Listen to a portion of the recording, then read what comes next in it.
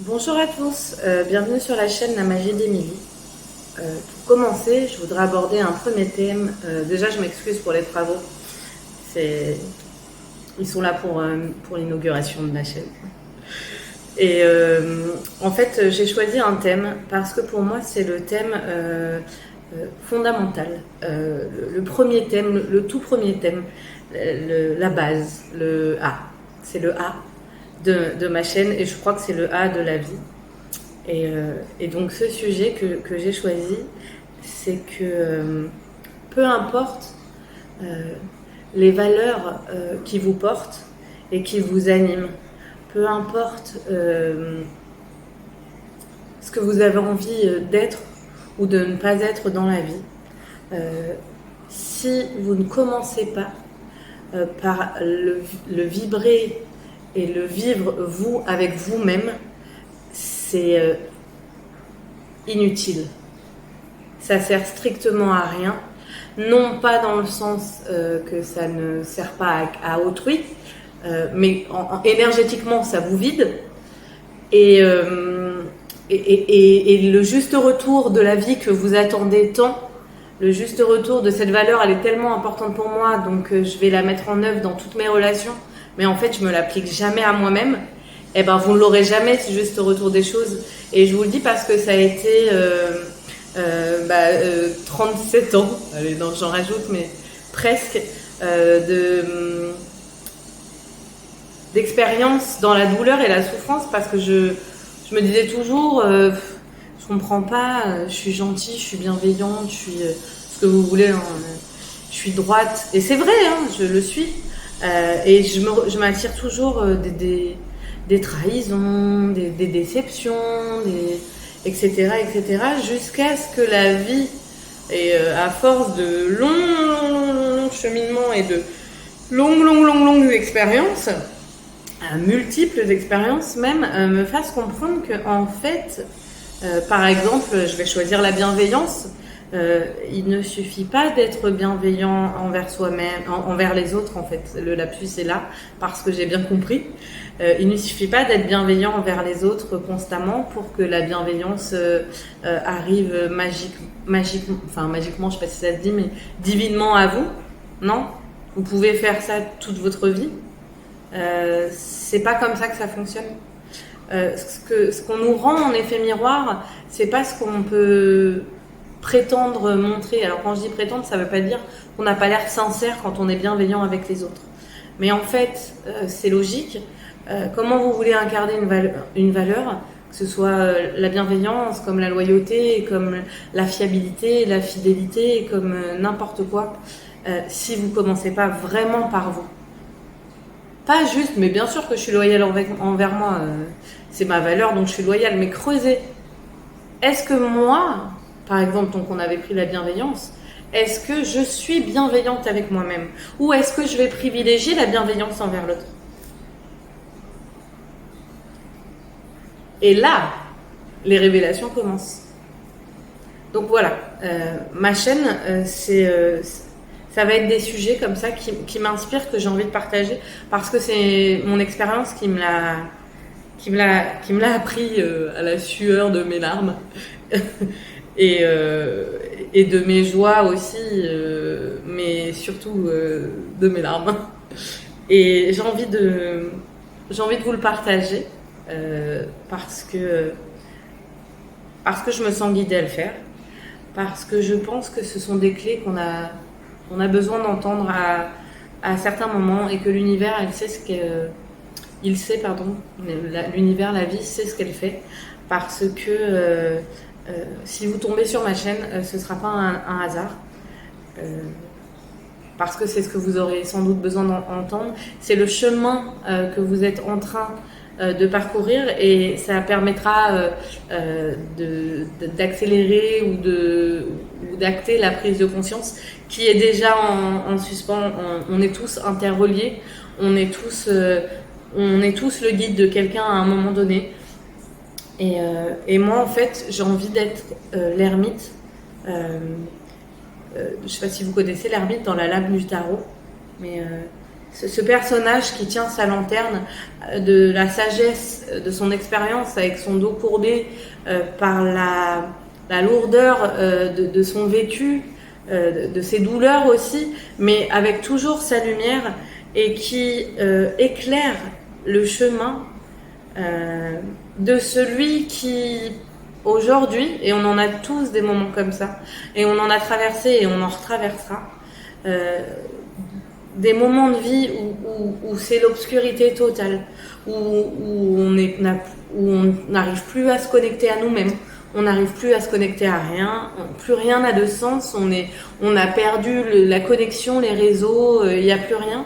Et dans ces moments-là, quand on est seul chez soi, isolé, triste, déprimé, ou juste complètement désorienté, ben ce genre de vidéo, ça permet de retrouver la joie et le sens de notre vie sans avoir bougé. Et moi, c'est ce que j'ai envie d'apporter. C'est vraiment à ça que je me sens guidée, animée. C'est ça qui me rend joyeuse, parce que même si je suis quelqu'un d'extrêmement joyeuse, je suis aussi quelqu'un d'extrêmement empathe, et je sais que trop ressentir la souffrance, et quand on entend des vidéos qui nous disent vous créez votre réalité, c'est vrai, mais on nous explique pas comment, c'est très culpabilisateur, et ça nous, enfin moi en tout cas, ça me rendait encore plus coupable, et ça me donnait encore une moins bonne image de moi, parce que c'était pas faute d'essayer, c'était pas faute de vouloir être heureuse, c'était pas faute de vouloir changer, de vouloir comprendre, de vouloir, mais j'avais juste pas la clé. Et la clé, elle est pas dans dénier la souffrance pour moi, elle est juste dans comprendre que le miroir de la vie, parce qu'on nous parle beaucoup de ça, on entend beaucoup ça dans les théories New Age, pardon, j'ai même pas envie de le dire bien tellement ça m'agace, mais on entend, quand on veut, on peut, on entend aussi la souffrance, c'est parce que vous le choisissez, vous avez qu'à choisir de vivre une autre réalité et pouf, la réalité apparaîtra. Peut-être que c'est la réalité pour certains, peut-être que c'est une vérité pour certains. Ce n'est pas la mienne. Ce n'est pas la mienne, parce que pour moi, la souffrance, elle est là pour nous parler. Et si on souffre, c'est pour nous dire quelque chose. Si on nous dit quelque chose, c'est pour qu'on puisse le changer. Et donc, faire pouf, ça a disparu, pour moi, c'est une forme de déni. Et en tout cas, moi, ça n'a jamais fonctionné. Quand je me suis tournée vers ce genre d'accompagnement, à part me faire sentir encore plus une crotte de nez, parce que j'adore cette appellation, parce que c'est vraiment comme ça que je pouvais me sentir à certains moments, ça m'aidait pas du tout en fait à trouver la clé. Et la clé, je l'ai trouvée quand j'ai compris que tout ce que je donnais, tout ce que je pensais incarner comme valeur, il fallait que je vérifie si je les incarnais bien pour moi avant tout. Ça paraît simple comme ça, mais je vous donne un exemple concret. Je suis dans une relation amoureuse, je fais preuve de compréhension et de bienveillance avec la personne avec qui je suis, parce que c'est ce que j'attends d'elle-même. Mais en fait, je suis pas épanouie parce que lui, il est pas bienveillant envers moi-même, parce que lui, il entend pas en fait ma souffrance, parce que lui, il le prend pas en compte, j'en sais rien, par exemple, je vous donne ça, il est pas en mesure. Donc en fait, je souffre, mais pourquoi je souffre? Parce que ma bienveillance, comme elle est tournée que vers l'autre, ça devient quoi, cette valeur? Ça devient une valeur sacrificielle. Sacrificielle parce que je ne l'incarne que pour l'autre, ou je crois à l'incarner pour l'autre. Mais ce n'est pas de la bienveillance que de s'ignorer soi-même, et ce n'est pas de la bienveillance que de alors c'est peut-être dur ce que je vais dire, mais que de prétendre, parce qu'en fait on est dans l'illusion, parce que quand on croit donner, on est sincère, on donne vraiment à l'autre, mais quand on croit donner de la bienveillance à l'autre, et qu'on s'en applique pas du tout à nous-mêmes, en fait on est dans un déni, on est dans une illusion. L'univers est intelligent, l'univers on le dupe pas lui, l'univers il sait. Nous, dans notre personnage, avec toutes nos croyances, on voit pas tout ça. On croit vraiment qu'on est authentique, sincère, etc. Mais l'univers n'est pas dupe. L'univers, il sait quand on ne se l'applique pas par soi-même. Et la bienveillance. Alors, on reprend la situation de tout à l'heure. Si je suis bienveillante avec moi, je me demande si elle est juste la relation pour moi. Je me demande si je suis épanouie dans cette relation. Je me demande si c'est juste d'être avec quelqu'un qui refuse de m'entendre. Pourquoi je reste? Qu'est-ce que je cherche? Est-ce que je suis bienveillant en restant là-dedans? En prétendant lui donner de la bienveillance pour qu'il m'en donne. Est-ce que c'est ça de la bienveillance? Ça s'appelle de la... C'est une forme de manipulation que l'on subit. Il n'y a rien de méchant, il n'y a pas de mauvaise intention, c'est une manipulation que l'on se crée de l'esprit, du mental. Et c'est ça qui nous crée de la souffrance. Et c'est quelque chose que j'ai mis énormément de temps à comprendre. C'est quelque chose qui m'a fait souffrir toute ma vie. En fait, j'ai jamais pu construire de relations saines à cause de ça, mais parce qu'en fait, j'ai mis du temps à comprendre pas juste avec ma tête, à le voir et à l'intégrer émotionnellement. Et à comprendre que toute l'énergie que je donne aux autres, avec tout l'amour et la bienveillance que je peux avoir à l'intérieur de moi, parce que ça, c'est pas faux, si je ne commence pas par me nourrir moi, comment je vais nourrir le voisin? Comment? Si je commence pas par moi-même le faire avec moi-même, quel exemple je donne? Quel exemple je suis? Et qu'est-ce que je vais récolter? Ben rien, puisque je ne me le donne pas à moi-même. Donc les autres, ils vont faire quoi? Eh ben tu donnes, ils prennent, et ils ont raison. Ils prennent, et eux, ça les renforce. Et puis toi, tu t'éteins. Et ce que je suis en train de dire dans cette vidéo, c'est pas arrêter de donner et arrêter d'être vous-même, parce que si vous êtes de la même souche que moi, c'est propre et c'est inné, ça se fait sans vous, c'est juste votre état d'être. Mais si vous êtes aussi comme moi, vous auriez tout à comprendre et tout à prendre en mesure que vous n'êtes pas n'importe qui, vous n'êtes pas rien, vous n'êtes pas nul, vous n'êtes pas insignifiant. Et il suffit pas de se le dire et de se le coller sur un post-it, il faut le vivre si vous voulez vous accorder de l'importance. Commencez par le faire dès maintenant. Si vous voulez de la bienveillance, commencez par le faire dans chacune des actions de votre vie. Votre énergie, commencez par la faire vivre et la faire croître pour vous, pas dans les relations avec les autres, mais juste pour vous-même. Pour vous-même, pour commencer. Ça ne veut pas dire qu'on n'a pas le droit d'avoir de relations sociales, bien sûr que si. Mais des relations sociales basées sur quelque chose de sain. Et quelque chose de sain, c'est quelqu'un de complet. Alors quelqu'un de complet, ça ne veut pas dire on s'auto-suffit, enfin en tout cas moi c'est pas ma vision que j'ai. Quelqu'un de complet, c'est quelqu'un qui va s'accorder ce qu'il a besoin. Et qui va se donner les moyens de faire bouger les choses. J'ai besoin de ça pour me sentir bien, je ne sais pas moi. J'ai besoin de m'ancrer dans un projet professionnel qui me fait du bien pour me sentir mieux dans ma vibration, dans mon énergie, dans mon corps. Par exemple, ma conscience corporelle a besoin d'action. Ok? Eh ben, cette action-là, on va se la donner à nous. On va pas aller la donner à quelqu'un. Tiens, t'as besoin de mon aide pour faire ci. Tiens, t'as besoin de mon aide pour faire ça.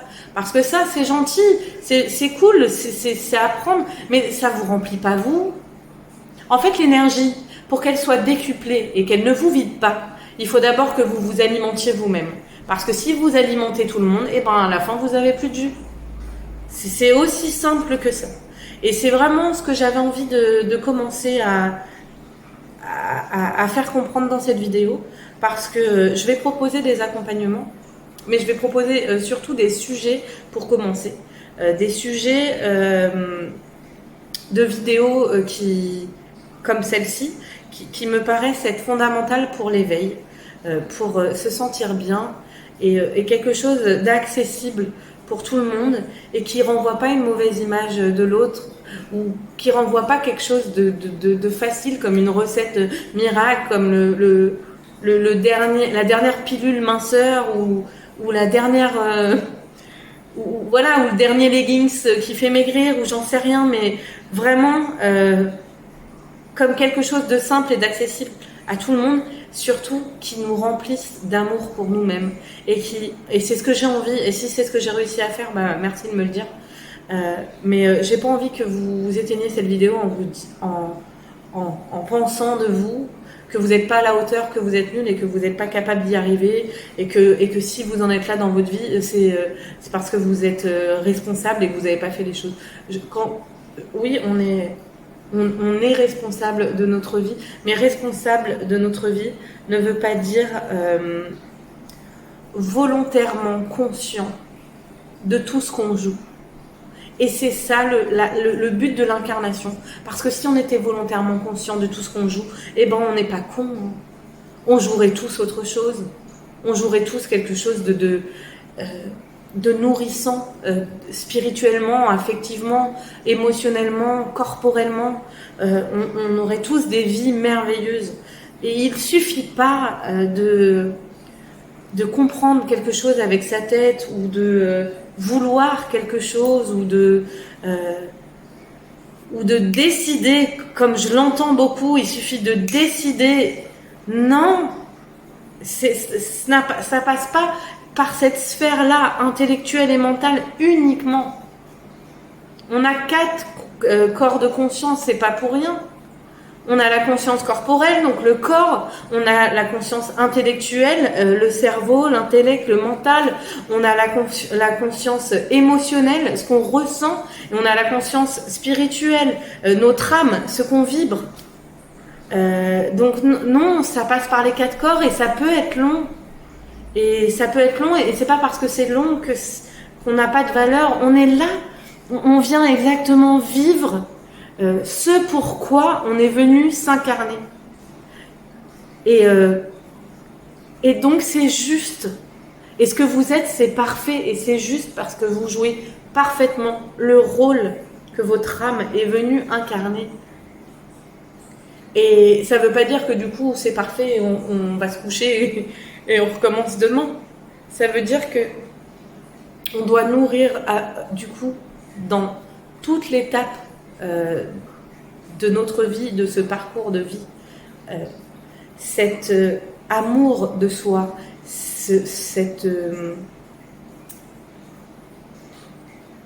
respect de soi, j'ai envie de dire.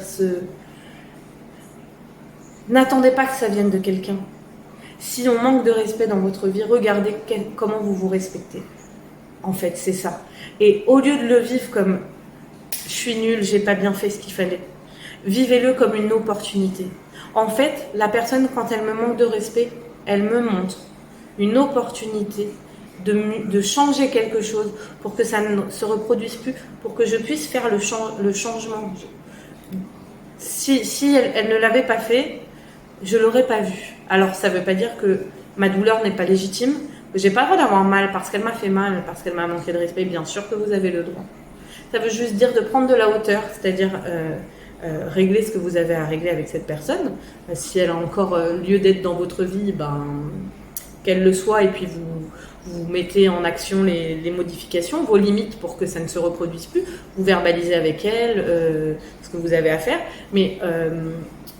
Mais également, j'ai perdu ma phrase, je ne sais plus ce que je disais. Mais prenez aussi de la hauteur, donc réglez ce que vous avez à régler avec cette personne, mais voyez-le aussi un peu comme si c'était à quelqu'un d'autre que ça arrivait une fois. Mais pour réussir à faire ça, il faut avoir laissé les émotions sortir, et il faut qu'elles se soient apaisées. Et ça peut prendre 1 heure, 2 heures, 2 jours, une semaine. Ça dépend de l'intensité avec laquelle vous avez vécu. Mais une fois que ça a été fait, regardez avec un peu de hauteur et pas avec de la culpabilité, mais vraiment avec une responsabilité au sens qu'est-ce qu'elle vient me montrer cette situation, qu'est-ce que je peux en faire de positif, qu'est-ce que je peux en retirer pour moi. C'est juste ça en fait. Et si on la vit cette situation, c'est pas pour nous, c'est vraiment pas pour nous dire qu'on a merdé, on n'a pas bien agi et on a un petit dieu là-haut qui a une baguette et qui vous punit, bim, voilà, t'avais qu'à écouter. Mais pas du tout, parce que ça, c'est si vous êtes croyant, cette image de Dieu là, qu'on nous a inculqué, c'est un Dieu humain, c'est un Dieu qui est dans une dualité, c'est un Dieu qui a un ego, qui punit, c'est un Dieu qui a la notion de bien et de mal. Ce n'est pas Dieu tel que moi. Depuis petite, je le ressens et je le conçois. S'il y a une intelligence qui a créé le monde dans lequel on vit, qui nous a créé, qui a créé cette énergie, s'il y a une intelligence créatrice, elle est sûrement pas à notre image, elle est sûrement pas dans cette dualité-là. Elle est amour inconditionnel et elle laisse les gens faire leur expérience comme un bon parent laisse un enfant tomber, et quand il marche, il l'empêche pas de tomber parce que sinon il pourra jamais remarcher.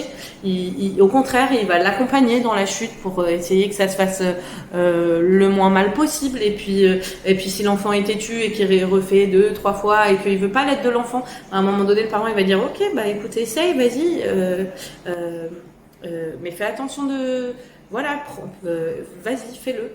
Et puis il va pas lui dire tu t'es mangé, c'est bien fait pour toi. Pas du tout, parce qu'un bon parent, il a confiance en son enfant. Et il sait que si l'enfant le fait, c'est qu'il se sent capable. Et si l'enfant se sent capable, il faut pas le brimer. Et ce qu'il faut faire, c'est juste être là. Au cas où il se viande et il se vautre, et là, nous, on peut le rattraper. Moi, Dieu, je le vois comme ça, je le vois comme quelqu'un qui est compatissant, qui a un grand cœur et il n'y a rien d'impardonnable pour cette intelligence. Alors appelez-le comme vous voulez, appelez-le la vie, l'univers, la nature, la source, et whatever, je ne sais pas encore quoi. Mais ayez en tête ce en quoi vous croyez, ça crée notre réalité. Je ne suis pas une grande croyante. Si, je suis une fervente croyante, mais je ne suis pas une pratiquante et adepte d'une religion particulière, comme la religion catholique ou je ne sais laquelle. Mais tout ce que j'ai retenu de Jésus, c'est si tu crois que je peux te guérir, alors oui, je te guérirai. Et en fait, ce qu'il faut comprendre, c'est que ce qu'on croit crée notre réalité, mais ce qu'on croit, la majorité du temps, elle est inconsciente. Donc, il n'y a pas de culpabilité à avoir de se dire oh là là, voilà, j'ai une vie pourrie, c'est de ma faute. Enfin, en tout cas, moi, c'est pas comme ça que j'ai envie de le vivre. J'ai plutôt envie d'avoir énormément de compassion, énormément de bienveillance, énormément de compassion pour la souffrance, pour mon parcours de vie, pour tout ce que j'ai traversé en fait, et pas du tout en avoir un jugement quelconque sur ma capacité ou ma personne. Et voilà, c'est ce que j'aimerais transmettre dans mes vidéos aujourd'hui. Alors, j'espère que ça vous a plu déjà. Je pense que je vais m'arrêter là. Alors, je suis assez intuitive et du coup, parfois je pars et j'ai peut-être oublié de revenir à certains endroits de la vidéo. Donc, si c'est inachevé, n'hésitez pas à me dire... de me poser des questions en dessous de la vidéo pour que je puisse y répondre. Ce sera mon premier sujet, j'en ferai d'autres, mais là je pense que parce que je suis inspirée à faire plein de sujets en ce moment. Je suis inspirée en fait à partager mon expérience, mon vécu, pour aider les âmes, comme je vous ai dit, tel l'ermite, dans ces temps difficiles, dans ces temps... Pardon.